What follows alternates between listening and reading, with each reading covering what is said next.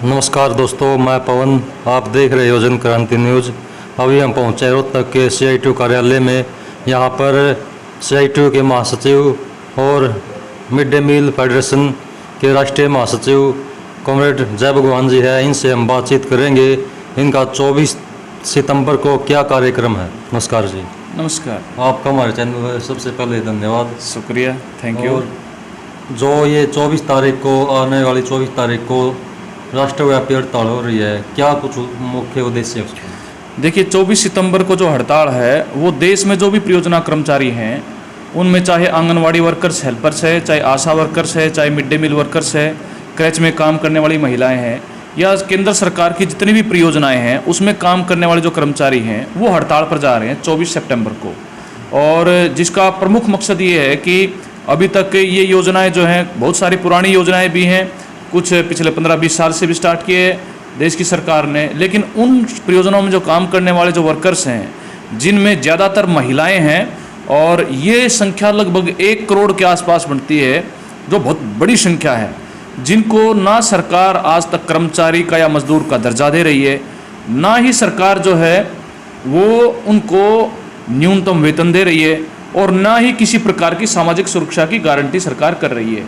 तो इसी बात को लेके जो है ये 24 सितंबर की हड़ताल वो हम करने जा रहे हैं पूरे देश के स्तर पर। दूसरा, मैं ये कहना चाहता हूँ कि ये जो हड़ताल केवल ऐसा नहीं है कि किसी एक संगठन, जैसे CITU हमारा संगठन है जिसका मैं महासचिव हूँ, CITU से संबंधित जो परियोजना वर्कर्स वही इसकी हड़ताल का हिस्सा है, बल्कि जितनी भी सेंट्रल ट्रेड यूनियन है देश की, केंद्रीय जो मजदूर संगठन है, उनसे संबंधित कोई भी यूनियन है जो परियोजना वर्कर्स में काम करती है या नहीं भी है, जो संबंधित ऐसी स्वतंत्र यूनियनें हैं या साधारण वर्कर्स हैं, वो सभी जो है इस हड़ताल का हिस्सा होंगी। तो ये एक प्रकार से देश की स्कीम वर्कर्स की संयुक्त हड़ताल है, ये जो 24 सितंबर को वो की जा रही है। क्या मांगे है इसकी मुख्य मांगे में? मुख्य मांग जो है, एक तो मैंने आपको बताया कि मुख्य मांग ये है कि हमें पहले तो कर्मचारी का दर्जा प्रदान किया जाए, और ये हम वैसे ही नहीं कह रहे हैं।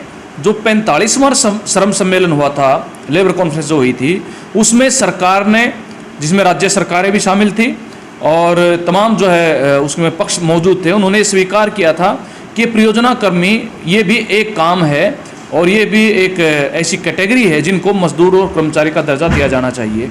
अभी तक जो है देश की सरकार ने वो काम नहीं किया है। तो सबसे पहली मांग तो ये है कि हमें कर्मचारी या मजदूर का दर्जा प्रदान किया जाए। दूसरी जो हम मांग कर रहे हैं वो ये कि जो भी स्कीम वर्कर्स हैं उनको न्यूनतम वेतन दिया जाना चाहिए, और वो न्यूनतम वेतन वो है जो केंद्र सरकार ने 7वें वेतन आयोग में अपने जो कॉन्ट्रैक्ट के जो कर्मचारी है या 4th क्लास जो एम्प्लॉय जिसको बोलते हैं, चतुर्थ श्रेणी के जो कर्मचारी हैं, उनके लिए वो उन्होंने तय किया था, और वो था 18,000, जो बाद में बढ़ के आज 24,000 हो गया है। तो हम ये मांग कर रहे हैं कि 24,000 रुपये वो स्कीम वर्कर्स को वो मिलने चाहिए। और जैसे आंगनवाड़ी वर्कर्स को जो हम 24,000 रुपये की मांग कर रहे हैं, हेल्पर को 18,000 रुपये मिल जाएं। इसी प्रकार से ASHA worker, mid day meal worker, creche workers या जो भी परियोजनाओं में काम करने वाले वर्कर्स हैं, उनको कम से कम इतना वेतन जरूर मिले ताकि वो अपने परिवार का गुजारा कर पाए। दूसरी बात है, अभी सरकार हमें जो है किसी प्रकार से दर्जा नहीं दे रही है मजदूर या कर्मचारी का, तो वो सरकार इसके बारे में नोटिफाइड करे कि हम मजदूर हैं या कर्मचारी हैं, जो भी सरकार इसके बारे में अपनी स्पष्ट राय तय करे। तीसरा जो हम कहना चाहते हैं कि ये जो कोरोना की जो महामारी आई है, इस महामारी ने ये बता दिया कि भाई जब तक सरकारी सेवा क्षेत्र मजबूत नहीं होगा तब तक हम इस प्रकार की बीमारियों का भी जो हम उसका इलाज नहीं कर सकते और उससे निपट नहीं सकते अगर ऐसा कोई संकट आता है तो इस संकट के टाइम पर भी स्कीम वर्कर्स जो मतलब कच्चे हैं, मतलब और उस ढंग से उनका स्थायी रोजगार नहीं है, उसके बावजूद भी सरकार ने जो है स्कीम वर्कर्स के बारे में किसी प्रकार के वेतन बढ़ोतरी की या किसी प्रकार से उनके अतिरिक्त जो इंसेंटिव्स की हम मांग कर रहे थे, छोड़ के आशा वर्कर्स को, वो भी बहुत थोड़ा है, बहुत सीमित है, उनको कुछ एक्टिविटीज़ का पैसा है, किसी भी हिस्से को अभी तक जो है कोरोना के टाइम पर कोई अतिरिक्त मानदेय नहीं दिया है। जबकि तमाम सेवाएं जो हैं, मतलब वो आशा वर्कर्स बड़े पैमाने पर मतलब अतिरिक्त बोझ उन पर काम का पड़ा है। इसी प्रकार से आंगनवाड़ी वर्कर्स, हेल्पर्स, उनको भी बहुत सारे सर्वे वो करने पड़े हैं। इसी प्रकार से हम देखेंगे मिड डे मील वर्कर्स ने भी कोरोना टाइम पर जब ये लॉकडाउन हुआ, लोगों की इधर उधर आना जाना हुआ, तो ऐसे जो शेल्टर्स होंगे उसमें खाना बनाया, अभी भी मिड डे मील वर्कर्स जो है वो राशन बांटने का काम करें, और भी कई तरह के काम किए जा रहे हैं। तो स्पेशल इंसेंटिव्स की हम बात कर रहे हैं। इसके अलावा जो भी कोरोना के चलते जो डेथ हुई है, हम ये कह रहे हैं कि उनके परिवारों को जो है वो नौकरी प्रदान की जाए और 10 लाख रुपए वो मुआवजा दिया जाना चाहिए। और स्पेशल इंसेंटिव्स की जहाँ तक बात है, हम ये कह रहे हैं कि 10,000 रुपये जो है वो प्रति माह जो है स्पेशल इंसेंटिव्स की जो स्कीम वर्कर्स का जो प्लेटफॉर्म है देश के स्तर पर, उन्होंने मांग की है कि ये होना चाहिए। इन मांगों को लेके हम ये आंदोलन में हैं।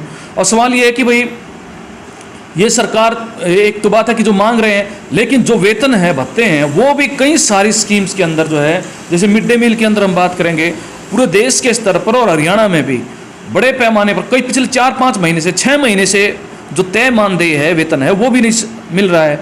इसी प्रकार से वर्दी भत्ता है वो भी बकाया पड़े हैं। ऐसे आंगनवाड़ी वर्कर्स, हेल्पर्स के मानदेय बकाया हैं। उनके जो कमरा, जो मकान जिसमें उन्होंने सेंटर चलाया हुआ है, उनके किराए नहीं दिए जा रहे हैं। जो मापदंड है केंद्र सरकार ने जो दिए हैं कि शहरों के अंदर जो बड़े शहर हैं वहाँ 7,000, जो छोटे शहर हैं वहाँ 5,000, और गांव में जो वो 2,000 रुपये, इस प्रकार से आंगनवाड़ी केंद्रों का किराया जो नहीं दिया जा रहा है और खुद वर्कर्स को अपने घर से वो पैसा भरना पड़ रहा है। तो ये सारा मसला है जिसके के चलते हुए हम ये इस आंदोलन में हैं। एक पक्ष और हम जो कहते हैं कि जो खासकर पोषण के क्षेत्र में जो कोरोना के चलते हुए मतलब बहुत सारे लोगों के रोज़गार चले गए, और उस रोज़गार जाने की वजह से मतलब घरों में जो संकट आ गया, मतलब लोगों के जो कमाई के साधन खत्म हो गए, तो निश्चित तौर पर उस पर रोज उसकी राशन पे, पोषण पे उसका असर पड़ेगा। तो बच्चों, क्योंकि स्कूल बंद है, स्कूलों में खाना नहीं बन रहा है, ऐसे आंगनवाड़ी सेंटर जो हैं वो मान लिया खुल भी गए या स्कूल खुल भी गए तो वहाँ पर राशन नहीं बनवाया जा रहा है। तो ये जो दोनों योजनाएं हैं जिनका प्रमुख मकसद ये था कि बच्चों के अंदर पोषण जो है वो कम हो, मतलब कुपोषण कम हो और उनके अंदर बच्चे स्वस्थ हों। अब ये कोरोना के चलते जो स्कूल और आंगनवाड़ी सेंटर में खाना नहीं बन रहा है, तो बच्चों में कुपोषण बढ़ने की समस्या बहुत बड़े पैमाने पर बढ़ रही है।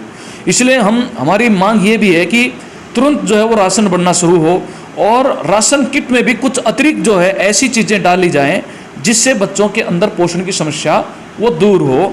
और ये भी इसमें हम प्रमुख रूप से ये मांग हम उठा रहे हैं। मिड डे मील को प्राइवेट हाथों में भी देने की तैयारी चल रही है। अभी आने में भी सुनने में आया है कि ठेका पर दिया जा रहा है मिड डे मील को, तो आपकी क्या इस पे क्या प्रतिक्रिया है?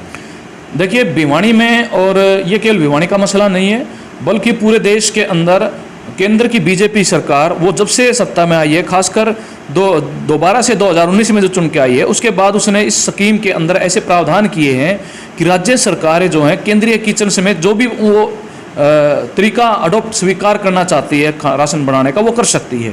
तो वो जो है पूरे देश के अंदर ऐसी बड़ी बड़ी जो कंपनियां हैं उनको इस मिड डे मील योजना को ठेके पे दे रही है, सेंट्रलाइज किचन, केंद्रीय रसोई घर बना के। इससे क्या होगा कि मिड डे मील वर्कर की नौकरी जाएगी।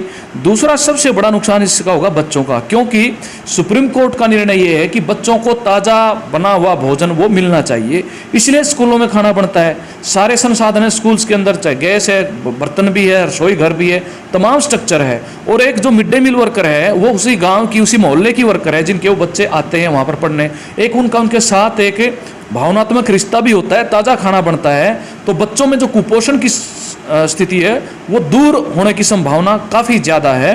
और ये जब केंद्रीय रसोई घर में जहाँ कई लाख बच्चों का खाना एक जगह बनेगा, और ये हमारे अनुभव हैं हरियाणा के भी, कुरुक्षेत्र के अंदर और पलवल के अंदर कई जगह जहाँ कई ब्लॉक्स के अंदर जो है केंद्रीय किचन शुरू किए गए थे कई साल पहले, वहाँ के हमारे अनुभव है कि वहाँ जो है खाना परोसने से पहले बच्चों के पास जब खाना आएगा उससे 5-6 घंटे 7 घंटे पहले वो राशन तैयार होता है। और इससे एक प्रकार से मतलब वो पोषण रहित एक उसके अंदर न्यूट्रिटी जो जिसको बोलते हैं, पोषक जो तत्व है वो खत्म हो जाते हैं, और बहुत सारा इससे मुनाफा कमाती हैं कंपनियां, प्राइवेट लोग जो इस धंधे में संलिप्त हैं।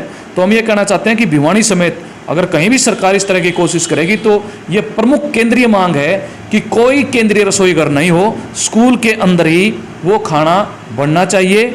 और जो मिड डे मील वर्कर्स की जो छटनी की जा रही है ये भी एक प्रमुख मसला है। स्कूल बंद हो रहे हैं, अब नई शिक्षा नीति आ गई, अब नई शिक्षा नीति के संदर्भ में भी एक ऐसा मसला है। तो हम ये कह रहे हैं कि ये स्कूल जो हैं, ये जो बंद हुए हैं, उनकी जो वर्कर्स हैं उनकी जो छटनी ना की जाए, उनको काम पे रखा जाए। जैसे टीचर्स को मर्ज किया जा रहा है, ऐसे मिड डे मील कुक को भी मर्ज किया जाना चाहिए। तनख्वाह का भी 10 महीने तनख्वाह मिलती है, और जो वर्दी भत्ता है ये भी कई जगह पर मिलता नहीं है, तो इस पे भी थोड़ा। हाँ, ये तनख्वाह का जो है मिड डे मील के अंदर केवल 10 महीने का मानदेय या वेतन कहें वो मिलता है, जो कि काफ़ी कम है।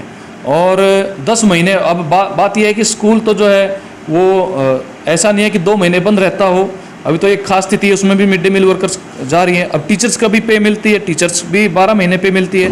बाकी जो परमानेंट एम्प्लॉय है, कॉन्ट्रैक्ट के एम्प्लॉय है, उनको भी 12 महीने तनख्वाह मिलती है। तो ऐसी क्या बात है कि मिड डे मील को कोई जो है 10 महीने का वेतन मिलेगा? तो हम ये भी मांग करें कि वेतन 12 के 12 महीने मिले। वर्दी के जो भत्ते तय हो गए, हरियाणा की सरकार ने 2018 में एक बार वर्दी का भत्ता दिया, उसके बाद पिछले 3 साल से कोई भत्ता नहीं दिया जा रहा है। एक ये नई एजुकेशन पॉलिसी जो है, नई शिक्षा नीति, ये इसके अंदर प्रावधान ये है कि छोटे स्कूलों को बंद किया जाएगा। पहले की जो शिक्षा नीति थी उसमें यह था कि स्कूल जो है बच्चों के घर के नज़दीक हो ताकि बच्चे उसमें जा पाए। अब कह रहे कैंपस स्कूल, बड़े स्कूल 10-10, 12-12 किलोमीटर के दायरे के अंदर एक बड़ा स्कूल खोला जाएगा। उससे क्या होगा, जो गरीब बच्चे हैं, जो मजदूर परिवारों से या ऐसी स्थिति में जो अपने घर के नज़दीक जा सकते थे, इससे बच्चों का ड्रॉप आउट बढ़ेगा। ये बच्चों के लिए भी नुकसानदेह है और मिड डे मील वर्कर के लिए भी नुकसानदेह है। इसलिए हम कह रहे हैं कि न्यू एजुकेशन पॉलिसी को वो तुरंत प्रभाव से वापस लिया जाना चाहिए। आपके ये पर्चे पढ़े थे हमने, उसमें ये जो 27 तारीख की भारत बंद की कॉल है किसान संगठनों की, उसका भी समर्थन किया है आपकी यूनियनों ने। और ये देखा गया है कि महिलाएं ये परियोजना कर्मी स्कीम वर्कर किसान आंदोलन में लगातार भाग ले रही है, लेकिन उनकी उपस्थिति दर्ज नहीं हो पा रही है। देखिए, हमने अपील की है और हमने फैसला लिया है। अभी हमारी फेडरेशन की भी, जो mid day meal worker federation of India, जिसका मैं राष्ट्रीय महासचिव हूँ, उसकी राष्ट्रीय बैठक हुई है दिल्ली के अंदर, उसमें भी ये फैसला हुआ है। और हमारी हरियाणा की जो mid day meal workers union Haryana है, जो CITU से संबंधित है, रजिस्ट्रेशन नंबर 1933, उसकी भी राज्य कमेटी की बैठक हुई है 4 तारीख को। तो उसमें बाकायदा फैसला लिया गया है कि भारत बंद जो है वो संयुक्त किसान मोर्चा के आह्वान पर हम उसमें बढ़ चढ़कर हिस्सा लेंगे। इससे पहले भी हम जो है अलग अलग मौक़ों पर बड़ी गैदरिंग हमने की है, बड़ी मोबिलाइजेशन की है, चाहे बॉर्डर हो, चाहे अलग अलग जिलों के अंदर जो टोल हैं, जब भी आह्वान आता है हम जाते हैं। लेकिन बीच में थोड़ी एक ऐसी स्थिति कुछ ऐसी बनी थी कि संख्या की दृष्टि से थोड़ी कम हो गई थी हाजिरी। वो अलग अलग वजह है, उसके अपने भी काम है कई तरह के। लेकिन अब इस एक्शन के अंदर बाकायदा हमने अपने पोस्टर हैंडबिल छाप के ये तैयारी में, और हम ये संयुक्त किसान मोर्चा को भी और किसान संगठनों को भी ये आश्वस्त करना चाहते हैं कि जो स्कीम वर्कर्स और CITU से संबंधित तमाम यूनियनें हैं वो इसका पार्ट होंगी, बढ़ चढ़कर हिस्सा लेंगी। और हम ये इसलिए भी कहते हैं कि ये केवल किसानों का मसला नहीं है, बल्कि अगर जो मंडियाँ बंद होंगी, अगर आप सरकार अनाज की खरीद ही नहीं करेगी, गेहूँ चावल खरीदेगी ही नहीं, तो मिड डे मील योजना भी बंद हो जाएगी। आंगनवाड़ी सेंटर्स के लिए भी जो है कोई राशन नहीं मिलेगा। इसलिए जो है, और जो महिलाएं जो है, क्योंकि मिड डे मील्स में तो बहुत बड़े पैमाने पर गरीब महिलाएं हैं जिनके BPL के कार्ड हैं, तो अगर राशन ही नहीं, सरकार अनाज नहीं खरीदेगी तो राशन डिपो भी बंद हो जाएंगे। तो उनको जो घर में जो राशन मिलता है एक हिस्से को, जो कम दरों पे, तो वो भी बंद हो जाएगा। तो इसलिए ये हमारा अपना मसला है। इसलिए अब की बार 27 तारीख का जो सितंबर का जो बंद है, मिड डे मील वर्कर्स, आशा वर्कर्स और आंगनवाड़ी वर्कर्स, हेल्पर्स जो है, क्रैच वर्कर्स हैं, तमाम परियोजना कर्मी जो है अपने ड्रेस के साथ, अपने झंडों के साथ, अपने बैनर्स के साथ बड़े पैमाने पर हिस्सेदारी करेंगी बंद के अंदर। ये हमने फैसला किया है, इसकी तैयारियां चल रही हैं। धन्यवाद आपका। शुक्रिया, थैंक यू। ये जय भगवान जी, राष्ट्रीय महासचिव मिड डे मील फेडरेशन तथा राज्य के महासचिव CITU, तो इनसे बातचीत की हमने। आप इस वीडियो को ज़्यादा से ज़्यादा लाइक, शेयर और सब्सक्राइब करें। धन्यवाद।